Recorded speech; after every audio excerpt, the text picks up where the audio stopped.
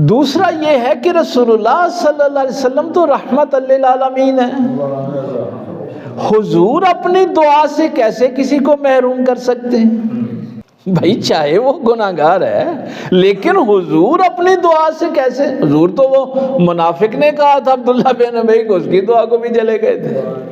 اس کا صحابہ کرام رضوان اللہ تعالیٰ علیہم اجمعین، اور خصوصاً میں ایک روایت حضرت قتادہ رضی اللہ تعالیٰ عنہ کی پڑھ رہا تھا کہ اس میں بھی رحمت تھی۔ رحمت پتہ کیا تھی؟ کہ جب سرکار تشریف لائے ہیں تو پیچھے تو صحابہ کھڑے ہیں، ایمان والے کھڑے ہیں نا، ان کو ایمان کی لذت محسوس ہوتی تھی۔ اب ایمان کی لذت کے لیے ضروری تھا کہ وہ حضور کے پیچھے جنازہ پڑھے۔ بھائی سرکار یہی فرماتے تھے نا کہ میں جنازہ نہیں پڑھاؤں گا، کوئی اور پڑھا دے۔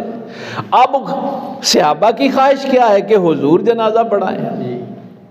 باریک سا نکتہ ہے جو صحابہ نے بیان کیا ہے۔ اب جب کہا گیا کہ کوئی بھی نہیں اس کا ذمہ دار، تو حضرت قتادہ رضی اللہ عنہ نے کہا یا رسول اللہ میں اس کا قرض اتاروں گا لیکن جنازہ میں نے آپ کے پیچھے ہی پڑھنا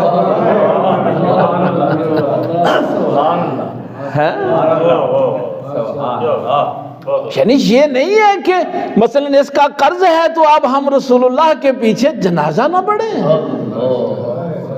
ایمان کی لذت کو ذرا محسوس کریں کیا ہوتے ہیں کہ اگر میرا مال چلا جاتا ہے اور میں رسول اللہ کے پیچھے ایک نماز جنازہ پڑھ لیتا ہوں تو اس سے بڑی کیا سعادت ہو سکتی ہے۔ یعنی یہ جو حضور انکار کرتے تھے نا، یہ بھی مرنے والے کے لیے رحمت ہوتی تھی، اس کا کوئی قرض ادا کر دیتا تھا۔